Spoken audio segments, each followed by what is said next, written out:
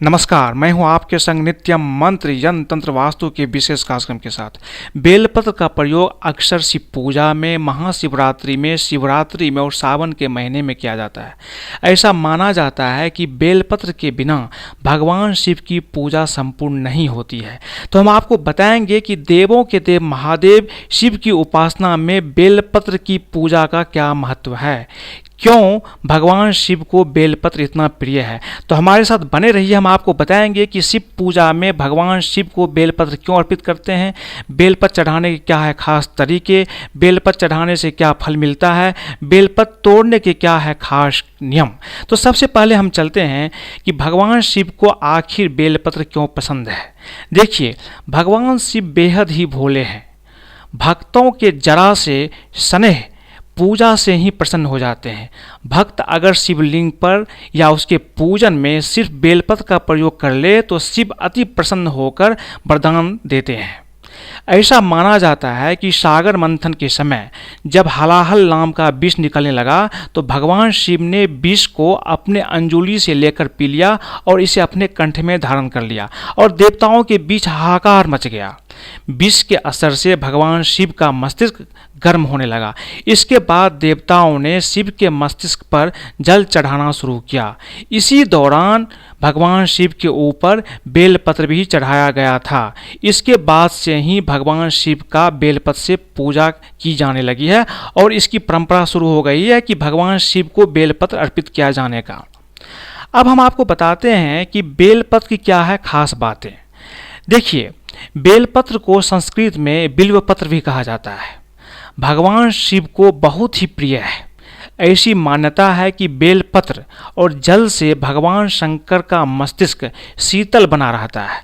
पूजा में इनका प्रयोग करने से वे बहुत जल्दी प्रसन्न हो जाते हैं। इसलिए भगवान शिव की उपासना आराधना में बेलपत्र का बहुत बड़ा महत्व है। बेलपत्र के बिना भगवान शिव की आराधना संपूर्ण नहीं होती है। इस बात को आज आप समझ लीजिए। इसके साथ साथ हम आपको बताते हैं कि बेलपत्र चढ़ाने के क्या है सही तरीके और क्या है इसकी सावधानियाँ।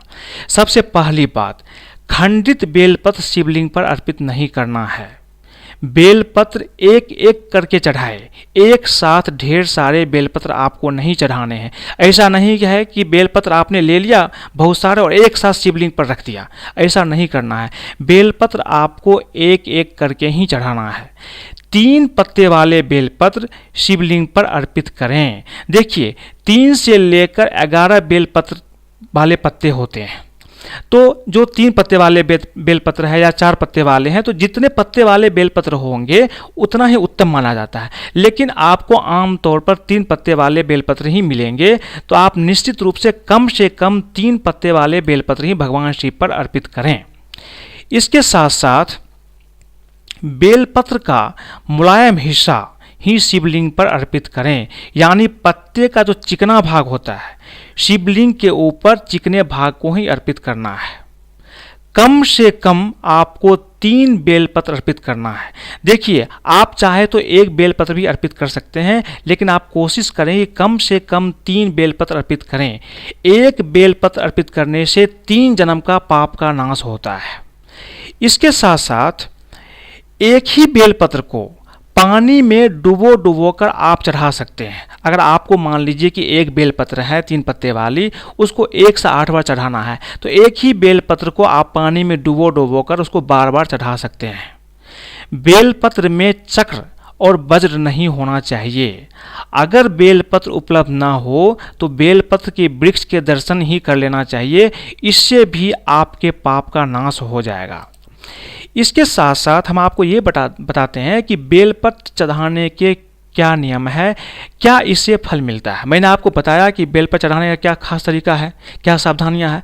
अब हम आपको ये बताते हैं कि बेलपत्र चढ़ाने से क्या आपको फल मिलता है। तो सबसे पहली बात है, बेलपत्र अगर आप शिवलिंग पर चढ़ाते हैं तो आपकी दरिद्रता दूर होगी और सौभाग्य की प्राप्ति होगी। हर सोमवार को शिवलिंग पर चढ़ाने से बेलपत्र आपको विशेष फल मिलता है। तो अगर आप हर एक सोमवार को शिवलिंग पर बेलपत्र चढ़ाते हैं तो आपको विशेष फल की प्राप्ति होगी। बेलपत्र के पौधों को घर के उत्तर पश्चिम दिशा में लगाने से शुभ माना जाता है। यहाँ लगाया गया बेल का वृक्ष घर के लोगों के मान सम्मान में वृद्धि करता है और धन का भी लाभ होता है, ऐसी मान्यता है, ऐसा माना जाता है। देखिए, तीनों लोकों में जितने पुण्य तीर्थ प्रसिद्ध है वे संपूर्ण तीर्थ बेलपत्र के मूल भाग में स्थित है। इसलिए जो श्रद्धालु भगवान शिव को बेलपत्र चढ़ाते हैं वे तन मन व धन से संपन्न हो जाते हैं। आयु में वृद्धि रहती है, आयु में वृद्धि होती है, शरीर में कोई कष्ट नहीं रहता है, कष्ट दूर हो जाता है और सुख समृद्धि की भी प्राप्ति होती है। अब हम आपको बताते हैं कि बेल पर चढ़ाने के आगे और क्या फल मिलता है। देखिए, ऋषियों के अनुसार बेलपत्र भोले भंडारी को चढ़ाने से 1 करोड़ कन्याओं के कन्यादान का फल मिलता है। यदि बेलपत्र पर चंदन या अष्टगंध से ओम, शिव पंचाक्षर मंत्र या शिव का नाम लिखकर चढ़ाया जाता है तो व्यक्ति का जो दुर्लभ कामनाएं होती है वो भी पूर्ण हो जाती है। 3 जन्मों के पापों का संहार के लिए त्रिनेत्र रूपी भगवान शिव को 3 पत्तियों युक्त बेलपत्र चढ़ाने से जो सतो रजो तमो गुणों का प्रतीक है, आपका 3 जन्म का पाप नाश हो जाएगा। तो अगर आप एक 3 पत्ते वाली बेलपत्र भगवान शिव को चढ़ाते हैं तो आपका जो 3 जन्म का पाप है वो भी नाश हो जाएगा। इसके साथ साथ हम आपको बताते हैं कि बेलपत्र तोड़ने के क्या है खास नियम। देखिए, अमावस्या, संक्रांति के समय और सोमवार को बेलपत्र ना तोड़ें। इन तिथियों से पहले तोड़ा गया बेलपत्र ही चढ़ाना चाहिए। अगर आपको सोमवार को बेलपत्र चढ़ाना है तो आप कोशिश करें कि रविवार को ही बेलपत्र तोड़ लें और उसे रख लें, क्योंकि बेलपत्र बासी नहीं होता है। बेलपत्र कभी भी बासी नहीं होते, ये कभी भी अशुद्ध भी नहीं होते।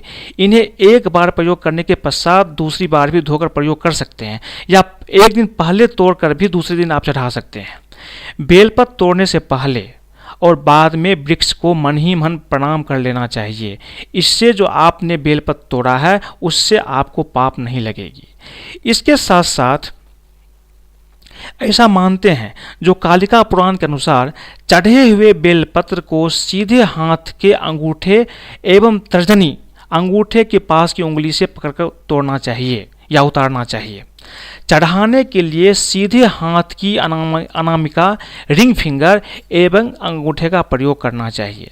तो मैंने आज आपको बताया कि भगवान शिव को बेलपत्र क्यों पसंद है, बेलपत्र की क्या है खास बातें, बेलपत्र चढ़ाने की क्या है सही तरीका, क्या है इसकी सावधानियाँ, बेलपत्र तोड़ने के क्या नियम हैं, बेलपत्र चढ़ाने से आपको क्या फल मिलता है। अगर आपको ये वीडियो पसंद आए तो कृपया इसे लाइक करें, सब्सक्राइब करें तथा अपने दोस्तों के साथ भी शेयर करें तथा ताकि वो महाशिवरात्रि के दिन या सावन में या शिव पूजा में बेलपत्र का सही तरीका अगर चढ़ाने की बात वो समझ सके या जान जाते हैं तो उनके ज़िंदगी में भी बेलपत्र चढ़ाने से जो संपूर्ण फल मिलता है उनको मिलेगा। आज के लिए बस इतना ही, धन्यवाद।